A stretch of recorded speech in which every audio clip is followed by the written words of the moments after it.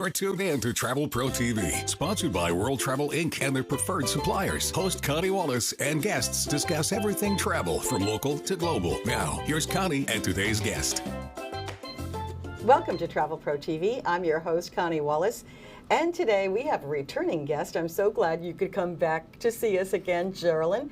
We have Geraldine Giacconi. She is the Regional Director of Sales Northeast for National Geographic-Lindblad Expeditions. And as I said, you were here not all that long ago, but there's so much that's new. And we ran out of time because there's just so much to talk about with your product. So welcome. Well, thanks. It is so fun to be back. I had a great time chatting with you last time, and so I'm glad there was an opening so I could come back and we can do a little deeper dive into some of the destinations. Always happy to have you back, and as I said, there's so much to talk about, and there's so much that's new. But for our viewers that didn't see episode number 1 with National Geographic-Lindblad Expeditions, just give us a little quick background on the company. Oh, would love to. This is a really great year for us coming up in 2026. It'll be 60 years ago that our founder, Lars Erik Lindblad, took the first group of tourists down to Antarctica. And then he followed a year later with the Galapagos. So we've been at this a long time. His son Sven followed in his footsteps and created Lindblad Expeditions in 1979. So it's a really exciting time for us. And almost 60 years. Now, I know it wasn't that long ago that National Geographic-Lindblad Expeditions was the only operator in places like Antarctica or Galapagos, but that's changed. There's been some competition coming in, huge growth in the area. So what can you share with us about the big demand for these areas, these regions? Expedition travel is the emerging trend. It's been growing since coming out of COVID, right? There was a time where you spoke to very few people that ever went to Antarctica. Now, maybe, I don't think it's just because I'm in the industry and you as well, interfacing. Now you talk to a lot of people that are like, oh yeah, I'm going to Antarctica. I'm like, wow. So yes, there's a lot more cruise lines operators going there, as well as other destinations like the Galapagos and the Arctic. But I'd like people to really consider us seriously because we've got the history, the knowledge, the safety record. Our captains help design the ships that are going to these remote regions because they know what they need for maneuverability and power propulsion. So yeah, it's an exciting time. And I think the younger travelers are looking for more experiential. Right? They want to kind of connect with the planet. My daughter, for instance, did a safari for her honeymoon. So she loves nature, she loves animals, so does her husband. And I think there's a lot of people in the younger generation looking for that. That's right. So I know that your demographic, whereas it may have been a little bit older in the past, it's really expanded to include the younger generation as well. And even though there are other companies that do it, you do it best, and you were the forerunner, so lots of experience there, 60 years. And you know what? We are starting them really young, too. We are really the only expedition company that wants multi-generational families. We have a great kids program. It's called Explorers in Training. You have a kids program? I didn't know that. It's not a camp, so it's not a babysitting service, but once a day we get the kids together. I would say school age and up is best, but they do an activity, and then they do a fun project, and then they present it to the rest of the guests on board, and it's adorable. Oh, how cute. It depends on the destination, but we might demonstrate when they're in Antarctica or the Arctic Circle or Alaska how an iceberg calves. So guess how they do that? They use ice cream. Oh! And the kids love it because then they eat it at the end. But we do all kinds of fun activities, so we're really great for the grandparents, the parents, and the kids because there's so many different activities. And I'm sure the kids are having such a great time, so much fun, they don't even realize they're learning. Exactly right. So, you know, what better way to learn but by experience and by adventure and seeing new things in new parts of the world. And I don't know about you, but that's worth a week out of school. And our Nat Geo trained experts, so they're getting trained by scientists, by certified experts in their field. So you're absolutely right. And just think when they go back to school what bragging rights they have. Especially when they get their Zodiac driver's license. That's really fun. Oh, that's so cool. So speaking of driving, you have a couple of new vessels that I understand. It's the Resolution, is that correct? Yes, they actually came out in 2021 and 2022. So the National Geographic Resolution and National Geographic Endurance are polar class vessels. So viewers might go, well, what does that mean? What does that mean? Yeah, it's not a traditional cruise ship. Polar class are built with heavier steel, stronger propulsion systems. They can go through ice flow safely. They have amazing navigation equipment, sonar, so we can see the movements of the icebergs and really navigate through. If you're going down to Antarctica early enough, we can actually do an ice landing where we navigate right into ice flow that's connected to land. It's called fast ice. And our experts go out and make sure the ice is safe. Guests can walk right out onto an ice through a bottom door of the ship. They'll be the only ones that ever touch that ice. Isn't that cool? Incredible. That's incredible and so exciting. It really is. So, what makes your vessels unique? Now, I know those vessels that you just described are really built for the polar regions. Do you have different vessels for different parts of the world? Because I know we have all these brochures here and all those wonderful places that you go. You've just added some more destinations as well. We have. So for instance, Galapagos, we just added 2 ships and they're all different. So we have a 96 guest ship, we have 2 that are 48 guests and 1 that's 16, which is a catamaran. So the 48 and a 16 are new. But to answer your question, we build ships based on where they're going to sail. So many of our ships, particularly the ones that go to Alaska, the Pacific Northwest, and Baja, very shallow draft, meaning the ship doesn't sit very low in the water, so we can get into the shallow waterways. The big ships can't even come close. So that's the advantage of going with a small expedition company. You get more immersive experiences, right? Literally into the heart of Alaska or into the heart of the Baja Peninsula. So interesting. Okay, so I know that you mentioned the different sizes of your ships, the different types of ships and different hulls, and I understand that coming from a maritime family. And I understand that these ships are mission built to explore certain regions. That's exciting as well and really interesting. So I just need to give a shout out to our title sponsor, World Travel Inc., because I know that people who are watching are really getting excited and interested, and I know that there's so much interest right now in expedition cruises. So of course, Lindblad Expeditions is the best. So if anybody's interested, just call our title sponsor, World Travel Inc., at the dedicated toll-free number that's on the screen right now. And we're going to take a quick break, and then we'll be right back because we have so much more to talk about. Back to Travel Pro TV with your host, Connie Wallace, and today's guest. Travel Pro TV is proudly sponsored by World Travel Inc. and their preferred suppliers. Now, here's Connie. Welcome back to Travel Pro TV. I'm your host, Connie Wallace, and we're back with Geraldine from Lindblad Expeditions, National Geographic-Lindblad Expeditions. And Geraldine, you changed during break, and I love this jacket. So tell us about this jacket, because it's my colors. I know, we blend today. It looks so warm. So on all of our polar expeditions, so that would be Antarctica and the Arctic Circle, we give the guests amazing packing instructions, but we tell them you don't need a jacket because part of your experience is we're going to give you a jacket. So this is the Arctic jacket when you're in Greenland, the longer cruises on the north side where you're going to go in search of the polar bears. You need to be warm. So this is the outer shell, which you can wear on its own, but it does come with a beautiful insulated inner shell. So a lot of guests like to wear this around the ship. So if there's a sighting, they run out on deck and they're wearing an insulated shell. And then when they go ashore or they're going on the Zodiacs, they put this on. It's got the full hood, which I won't put on, but it's no, you'll beautiful mess up design. Your hair, but it's beautiful. Yeah, thanks. Now in Antarctica, we do like a yellowy orange kind of parka. Makes sense. That they pop more so we can see where guests are, right? You saw it in the footage. I can see that. So you get to take these jackets home with you. Yay! Yay. And it's actually like 2 jackets in one. Because that shell is like another jacket. And I know you can't see it here on camera, but even the lining is so cool. If you could lift it up just for a second, let's see. I don't know if you can see that, but the lining has all the destinations on it. So what a souvenir. It's fun. It's a great Especially souvenir. here in New England when it gets really cold in the winter. Yeah, so That's if you the go number one souvenir. If you go to any outdoor sports games, bring this with you because it'll be perfect in the Northeast.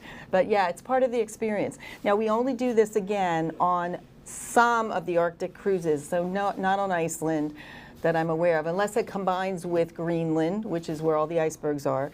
But definitely Antarctica, you're going to get a parka, and it's a great souvenir. It sure is. It really is the ultimate souvenir. So let's talk about some other things. So tools for exploration. I know that it's important to have certain tools for Zodiac cruising and paddle boarding. So tell our guests all about that. So our ships are equipped. We carry all the tools with us. All the Zodiacs, and if you're not sure what a Zodiac is, that's okay, but it's that thick rubberized, motorized vehicle that you can take to zip from a big ship to shore. They're orange, right? No, they're usually black. Oh, they're black. Yeah, okay, they're black. It's the orange coats that I'm thinking of. Yeah, no, okay. they're black. And then they, you sit on the edges of them, and your feet, you're sitting normally like you would in a seat, but there's ropes that you hang on to. Mm-hmm. But usually 10 to 12 guests, that's how we get you ashore. Or we Zodiac tour around, which is really fun, because I love that. Like, put it full speed, let's go. It's really fun, right? And you're hanging on.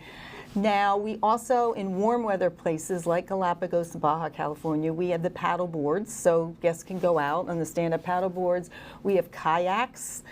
We do use kayaks in the polar regions too, so that is very cool for guests to get down at sea level in a kayak and be right up close and personal to the icebergs.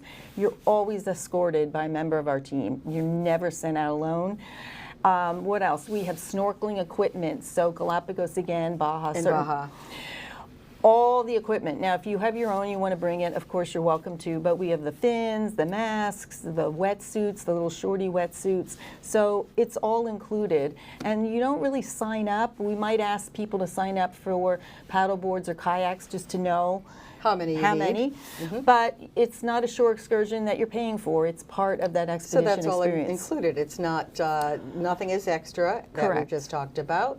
Yeah, it's a whole different way. Yes, you're on a ship, but it's not a cruise per se. It's programmed very differently. We know where we're going to take you, but it's fluid. So we follow the weather. We follow the whales. So if there's a whale sighting, we might hear about it. We're going to divert so you can see it. I was just with 2 travel advisors that were in the Galapagos, and I asked them if they saw any whales because they went in July. And she said, we did. As a matter of fact, the captain diverted so he could follow them, at a safe distance, of course. Of course. But it allowed them great viewing. So that's the excitement of being an explorer and going on these expedition cruises. That sounds so exciting and so different from other cruises. And we're going to take another quick break, and we'll be right back. Back to Travel Pro TV with your host, Connie Wallace, and today's guest. Travel Pro TV is proudly sponsored by World Travel Inc. and their preferred suppliers. Now, here's Connie. Welcome back to Travel Pro TV, and we're talking about National Geographic-Lindblad Expeditions with Geraldine. So, Geraldine, I know that you have a lot of new destinations and new products.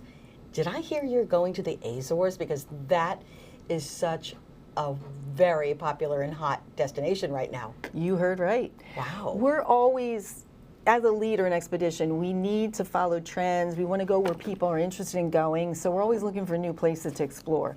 The Azores sit right off the coast of Portugal, for those that may not know, but it's a tight group of islands, very similar like the Galapagos or a group of islands, but we're going to fly people into the main port and then cruise all around these islands.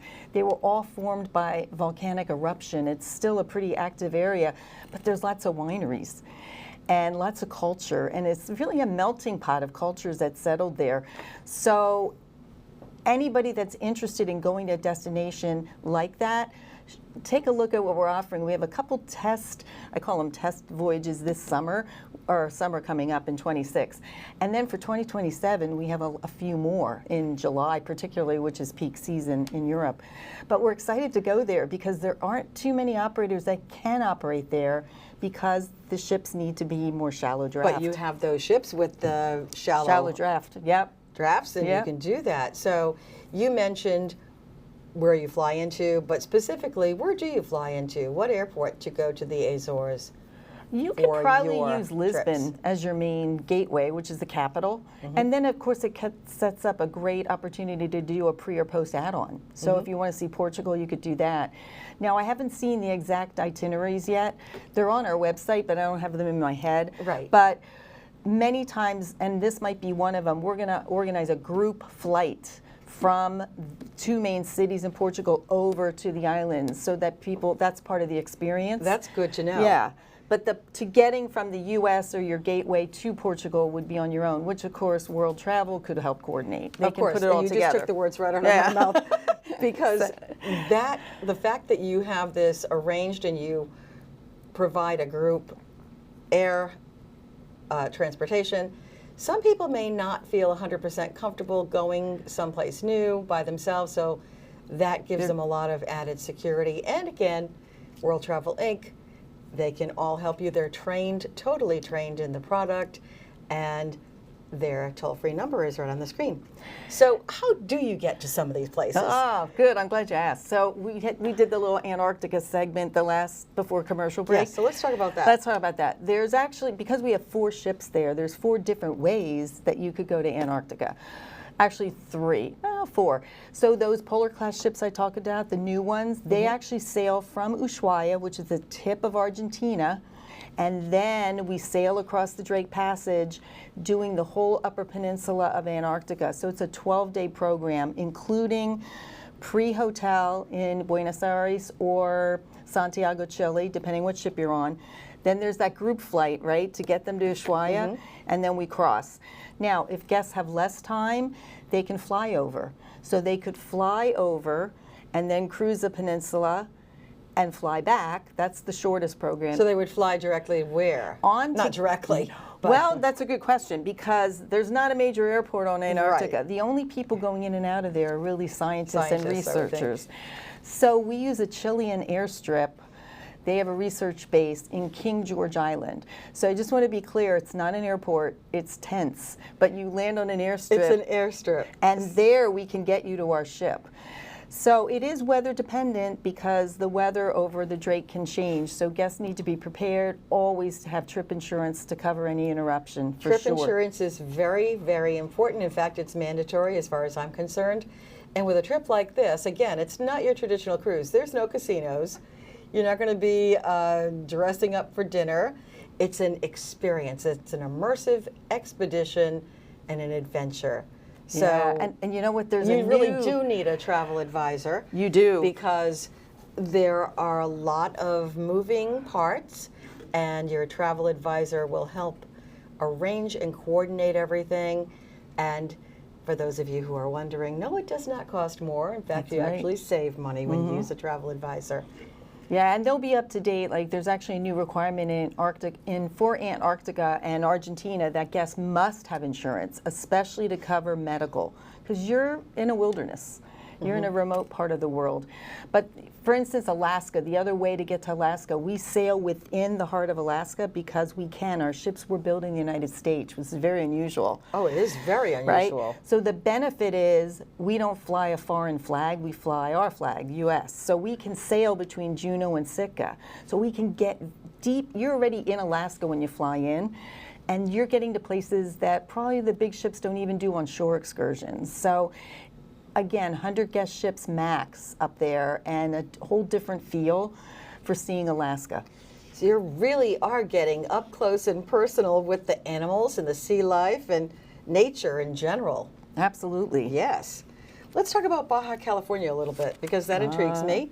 And I know that it's closer to home for all of us. So whale watching, dolphins, what else can you tell us? So as our ships leave Alaska, we kind of follow the migration of the animals and go south. So we stop off at the Pacific Northwest, and then eventually by October, we are just outside of LA, Los Angeles, and we do the Channel Islands, which is a hidden gem. That's one of our national parks. And so when guests want to go closer to home, that is a wonderful destination and real diverse landscape. And then from there, we move on down to Baja California in the peninsula. This is an interesting fun fact. A third of the world's mammals that live, marine mammals, a third reside on that peninsula. Isn't that amazing? That is amazing. So the whales migrate down, the Baja birds, Peninsula. you'll find blue-footed boobies, you'll find sea that's lions, funny. and you'll see the whales. So we kind of call it the North American Galapagos. So guests that who have been, knew? I didn't know, and I'm in the business. So yeah, it's where fascinating. where would passengers fly into? Would they fly into LA, into San Diego? Well, you could probably cruise out of LA, but we use Loreto, which is on the peninsula. It's Mexico. So you can fly in there, but you can sail out of, you could probably get down there from LA or San Diego. But then we cruise all around that thin peninsula, and we can go deep into an area called Magdalena Bay. That's where the gray whales migrate to have their calves, because it's very calm and it's almost like a little nursery for them.